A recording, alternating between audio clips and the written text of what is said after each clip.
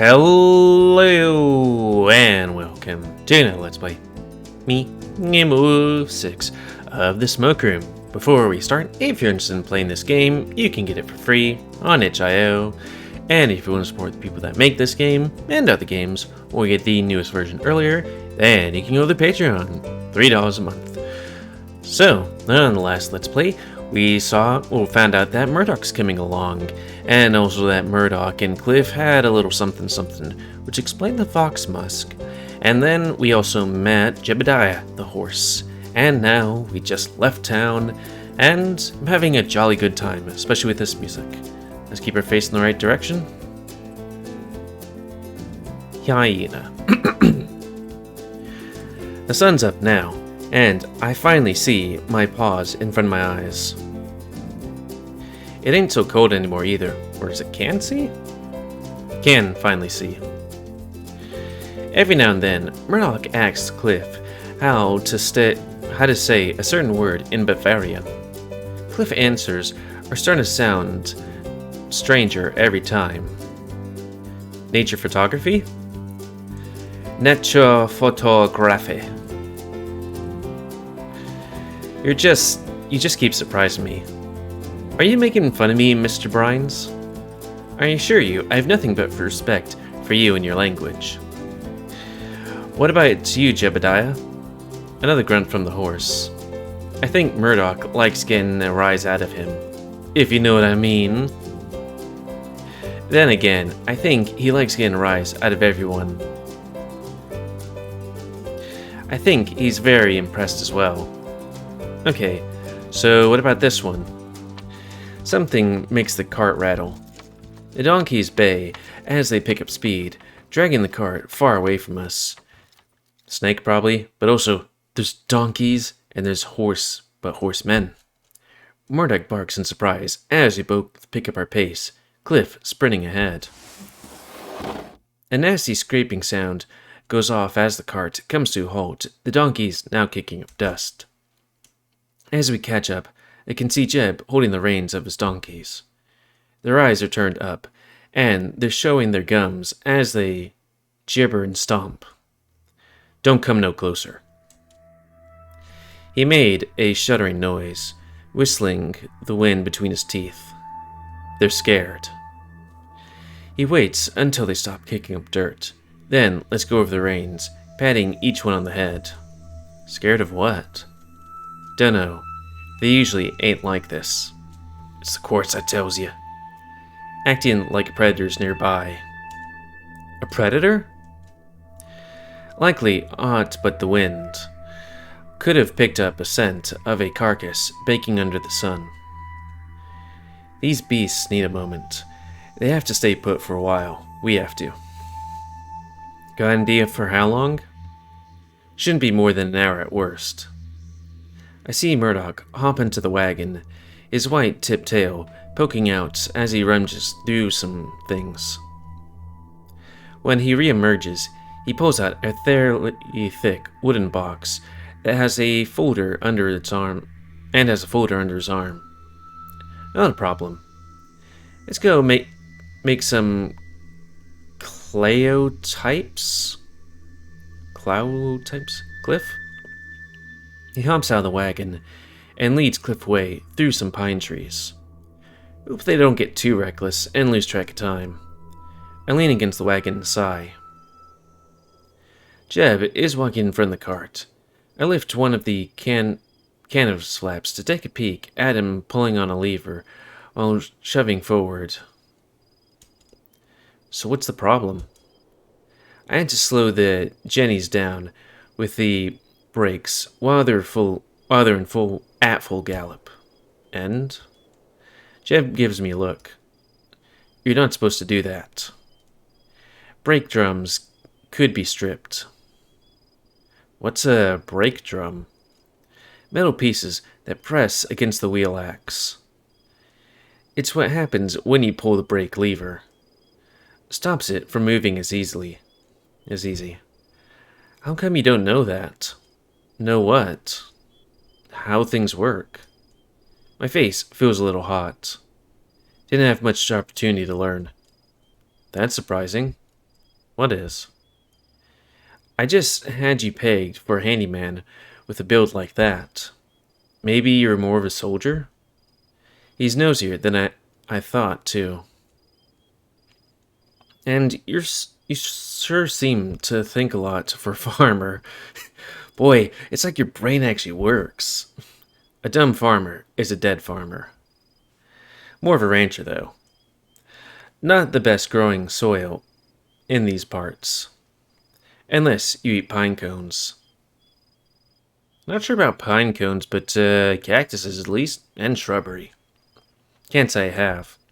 Could tell. You ain't a string bean like that weasel, so you must eat well. Speaking of which, mind getting behind the cart? I want to test the brakes.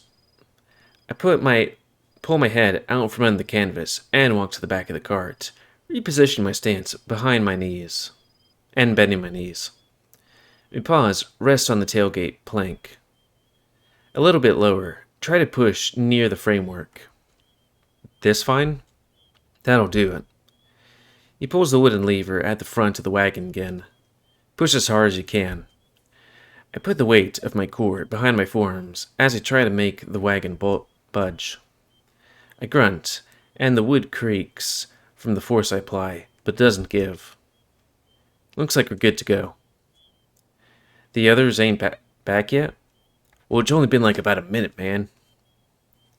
Jeb swears softly under his breath. So, how exactly did you run across getting those donkeys?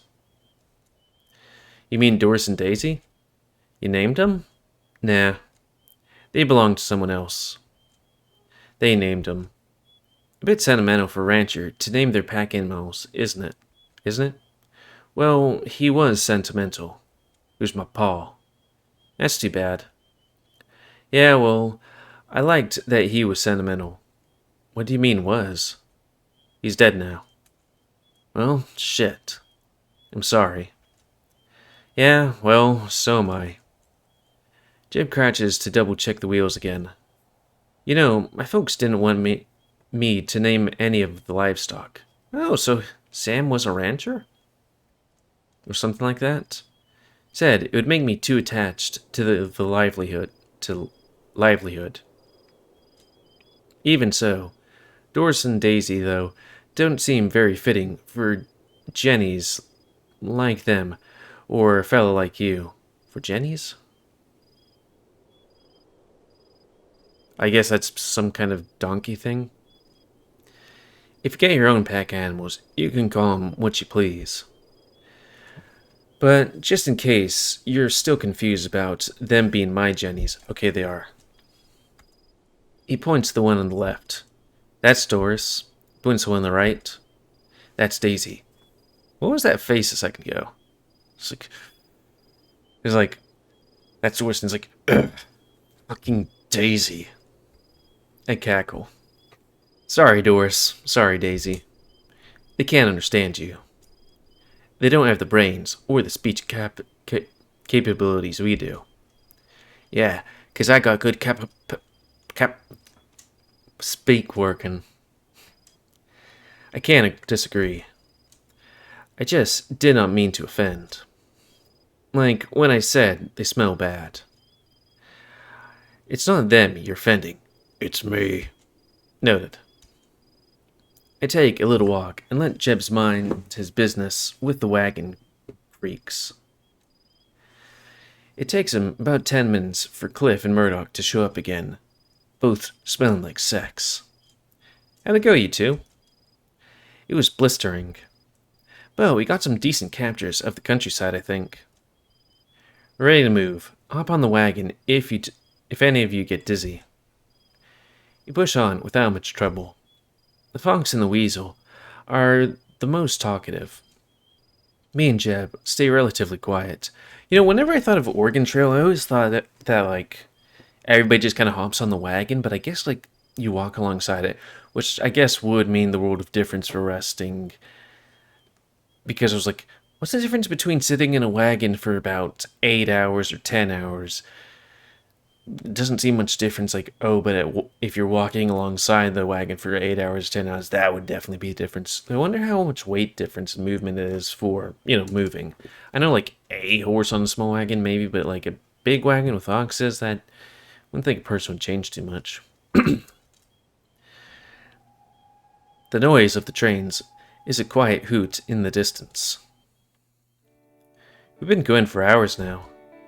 Echoes a tiny dot behind us, but the load on my shoulders hasn't got any lighter. We've gotten into a sloping path, pined by boulders and sagebrush. It's more rocky than sandy, and it's absolute hell on my paws. Yeah, I'd have to suspect that wouldn't be good for old-timey shoes. They're probably not good like today's shoes. I thought it couldn't get any warmer, but it has. My bag is starting to stick to my back. Shirt as drenched as my fur is. It's getting cumbersome. I'd complain, but my mouth is too dry. It's so dry, it's like I taste fire with every breath. I need a whiskey. Or a tall glass of sweet tea. I look around, but I ain't the only one. Both Cliff and Murdoch have their tongues lolling out of their muscles. It's more than a bit strange to see Cliff this sweaty and messy. Even after sleeping with him, he still looked like all prim and proper. The only one keeping stern face is Jebediah, who's lowered his cap over his eyes. So, how long is it gonna take? About halfway to the sightseeing point right now. Is it that far? It's that far. And we ain't even gone to the steep part yet. The steep part? There's a steep part? Never been to the sightseeing point before? It's a pretty popular hiking spot. Some of the best damn views in the state, if you ask me. But it's such a long walk. I've heard people say it's haunted. Baseless rumors, of course, but intriguing nevertheless. Would you happen to know anything about it, Jebediah? There are a few stories, yup. Like how sometimes when you shout into the canyon at a specific time, you hear a voice. Sometimes more than one. There's also tales of folks who peeked over the canyon's edge and saw corpses down below. When they went down to look, there was no one there. I wonder if that's the point where me and TJ went in Echo, and there's that part where it's like, push him off the ledge. Intrusive thoughts. Is that the word, intrusive? It sounds awful. I heard that one too. Usually for minors, too drunk to even walk out the door without tipping over themselves. Tripping. Well, both could be apply. So, I'm not entirely convinced. People have actually died there. I've heard William mention it once or twice. People go out for a hike and never come back. Sometimes it's dehydration. Sometimes it's the courts. He winces. Sometimes it's something worse. What, suicide? Maybe. Accidents are common, especially when alcohol is involved. It doesn't take much to slip and fall when you're at the top. Well, don't that just fill me with confidence, especially for drunks showing off. So, why are we going there again? I wipe the sweat from my brow and undo one of the buttons on my shirt. Cliff doesn't miss it, somehow managing to get his tongue back into his mouth before talking again. It's the fastest way to our destination. Don't worry, there ain't no such thing as ghosts.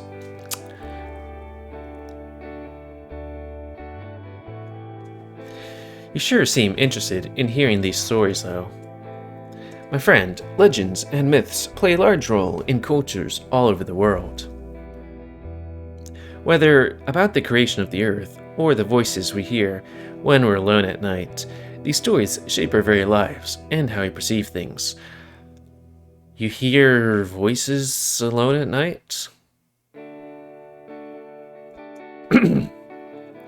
I'm not exactly a pious man, Samuel, but there's something special about the inexplicable or believing we're part of some greater whole. Ooh, greater whole. Ooh. Do you believe in God? I don't know, to be honest. My mother and father were devout Catholics, as was my sister. I went to many a sermon in my youth. But as I got older and stuck out on my own, I realized that who I am as a person. Takes a deep breath, shuddering breath, shaking his head. Who I am as a person didn't exactly align with what was expected of me. I was starting to understand what he meant by kinship last night. Ah, but you didn't join me on this expedition just to hear me prattle on about myself. It's okay. Indeed, we're in this for the long haul after all. We're going to be relying on one another a lot. That we are. I couldn't ask for better companions. Thank you, all of you. That includes you, Jebediah. Rrr. The horse tips his hat at us. I grit my teeth. I'm gonna hate leaving them tonight. But I need to.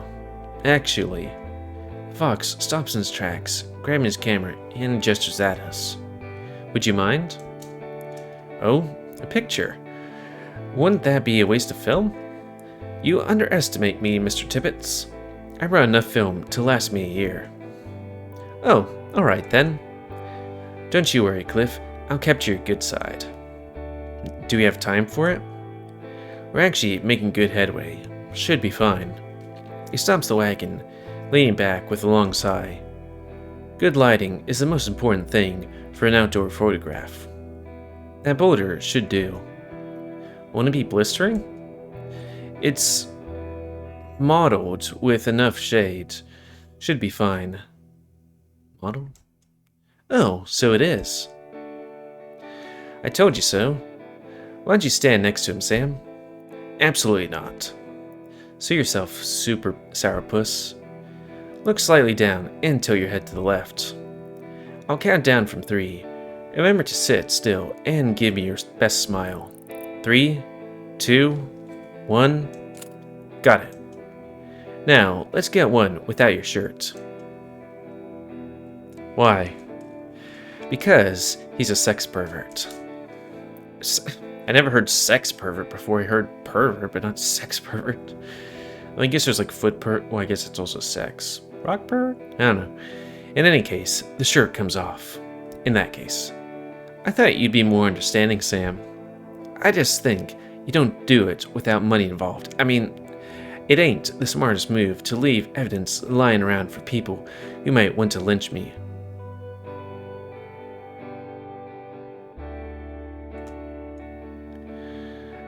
Oh, taking pictures of him doing sex stuff and people being homophobic. No telling what folks would do with this stuff in the wrong hands. With a body like Cliff's, I find it very easy to imagine somebody would do what somebody would do with this image in their hands.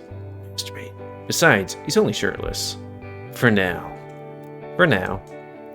I shake my head as this sorry sight goes on for 10 more minutes. Really 10?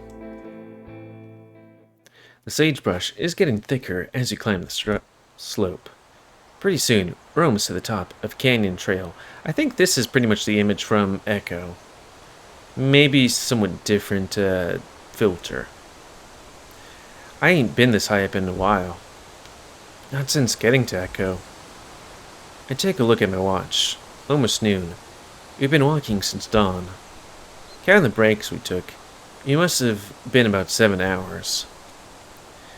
I can definitely feel it wearing me down, and I'm used to moving a lot during the day. I can't imagine what Cliff must be going through. Almost there now, just a short hike left. Is there shade up at the top? Some. I wouldn't imagine there'd be much shade unless it's a boulder or something like that. Maybe the odd tree, I don't know. But also, how do you get the cart up a hill? I mean, maybe it's not like a hike, but more of a like slope. And the tree stump or two to sit on.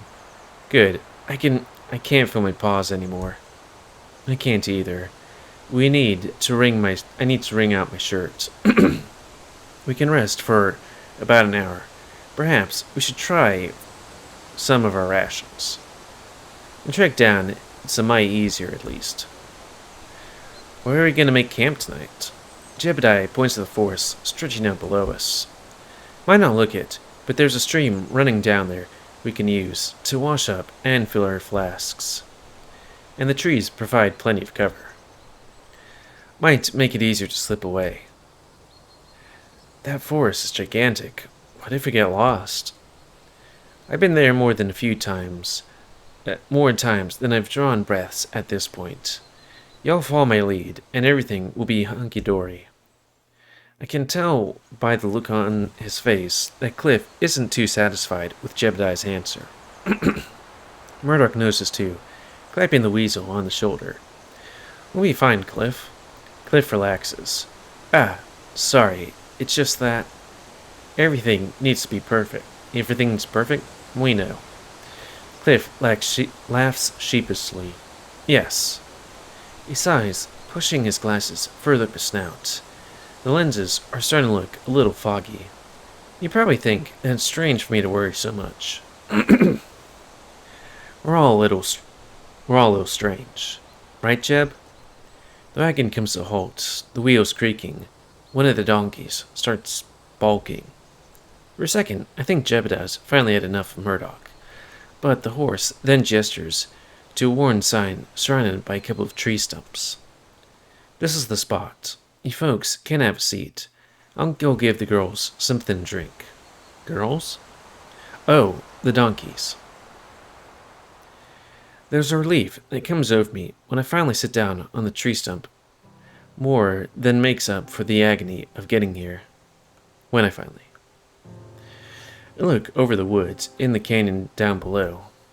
They stretch out for miles and miles, so dense that I can't see the ground underneath. You definitely won't see this much green in Echo, that's for sure. Jeb's checking some supplies. We're unloaded from the wagon.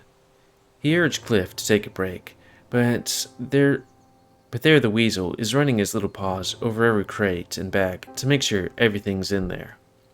Got everything you need, Professor? He takes a satchel from the heap of things on the wagon. Everything's accounted for. I suggest we get some rest. You don't gotta tell me twice. First thing I do is decide to take off my shirt. Ooh. The sweat's starting to remind me of the hip a little, and I feel a need to clean myself coming up. I got more than a pair of eyes on me.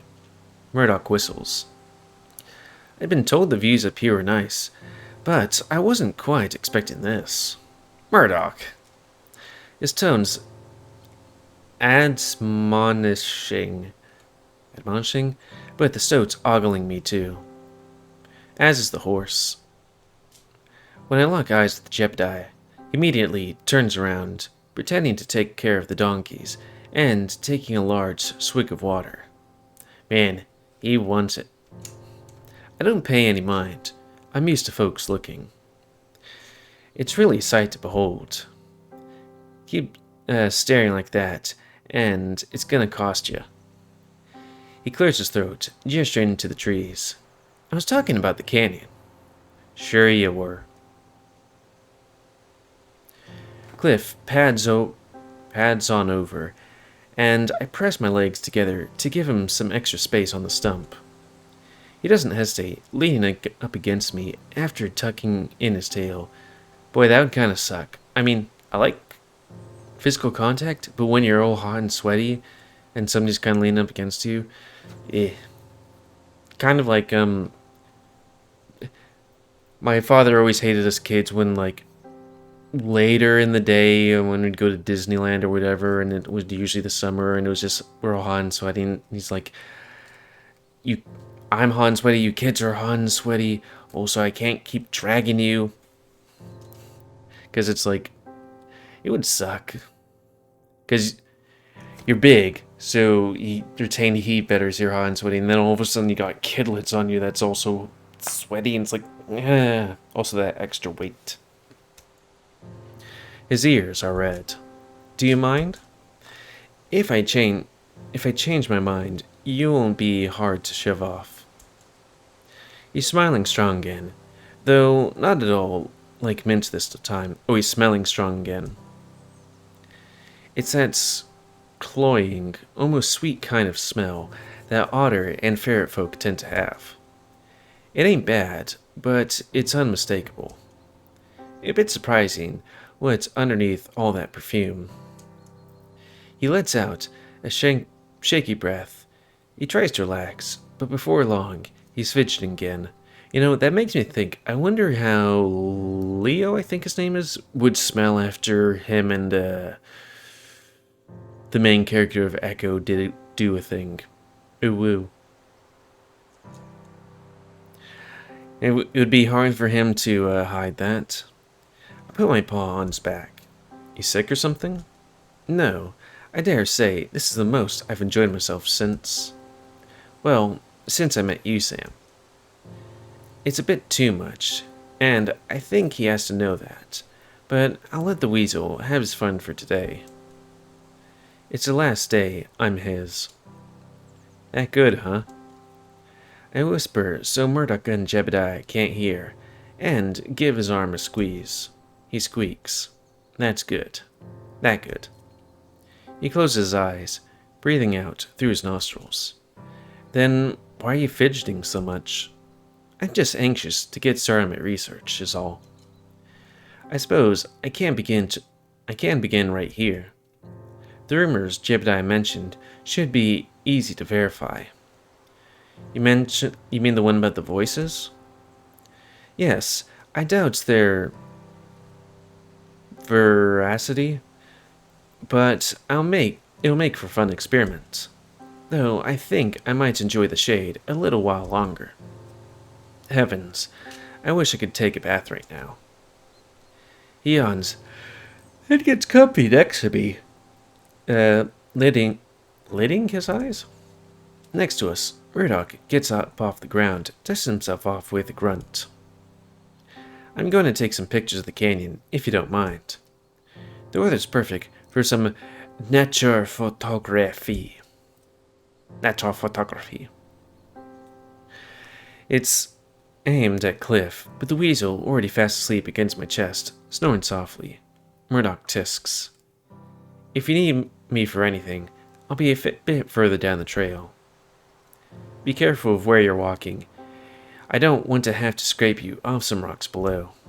Of course, I don't want to break any of my equipment. Or your neck. Murdoch chuckles. Jebediah, what'd you take me for? I know a rookie when I see one. These rocks have got nothing on my home life.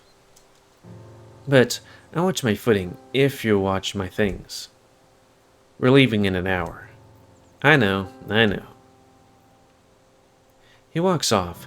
Cameron paws. I turn to Jebediah, who's leaning against the wagon. There's actually something I wanted to ask you. The stallion tilts his head. Do you know anything about a monster around these parts? Monsters? I know some stories. A friend saw a big gray one. Red eyes. Smelled real bad. He mulls it over for a moment. Oh, you mean the monster that goes after murderers? Yeah, I know that one quite well. Ain't no monster I've ever heard of. Sorry. Must really have been a dream then. There's another creature that's been spotted around Echo, though. What's it look like?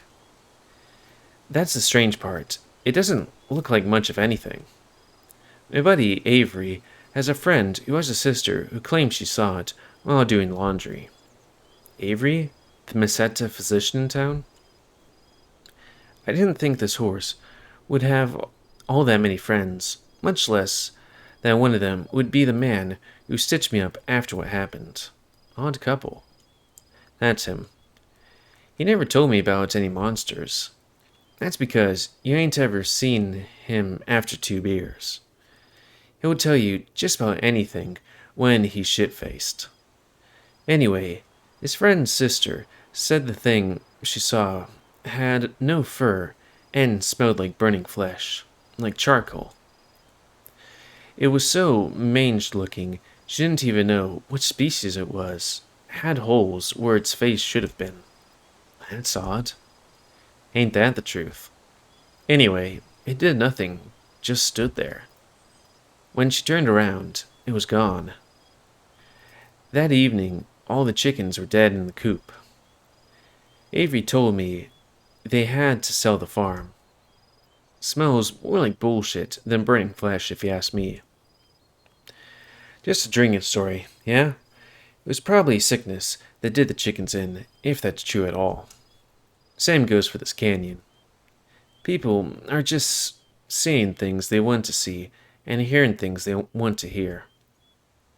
I've been going through this route for years, and I've never heard voices.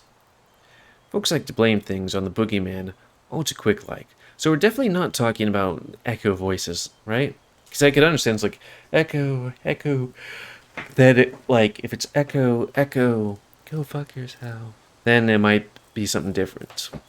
Or it could be like a triple echo. Mr. Tibbets, right here, probably knows all too well. He's just a sleeping weasel draped over my chest. He said you were the only guide willing to take him.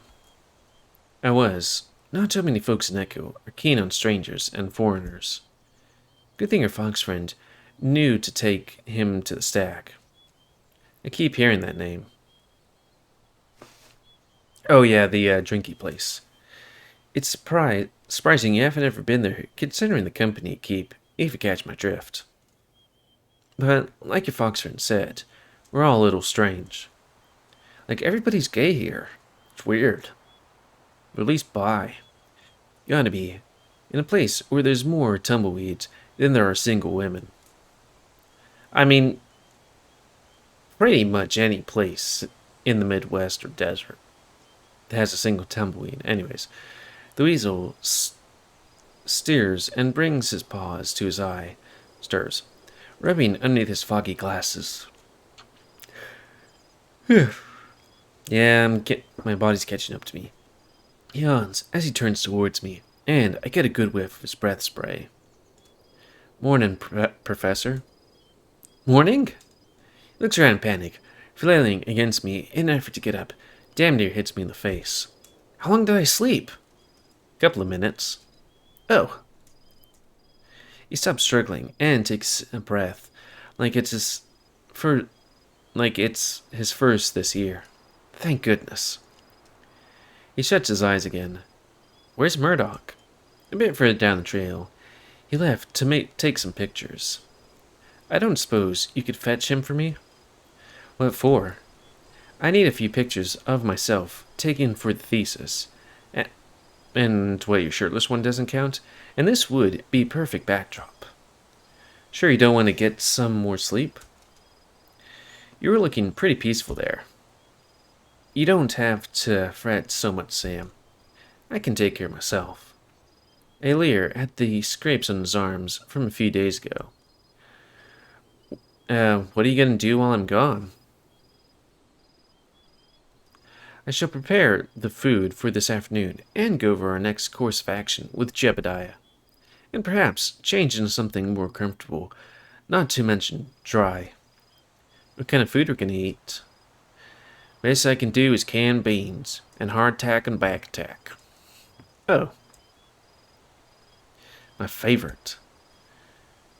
Like, actually your favorite? The weasel gets off me so he can leave, pressing his muzzle to my cheek for a moment. Thank you, Samuel. I appreciate it. Don't mention it. I think since we're now kind of going to a different thing, that's a good time to call it. So, end of this Let's Play. Well, the music changed.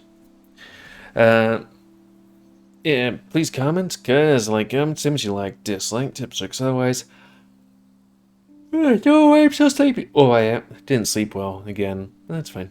If you like my YouTube and like to see it grow, then please like, subscribe, and check out the videos that have grown. Please remember to spay your animals to help control the population. And if you want to play this game, free on it, and if you want to support the people that make this game, and or get the newest versions earlier, then go to their Patreon, $3 a month. And until next time on another Let's Play, me, GamerWolfSix of Oregon. The Smoke Room. So thanks and see ya.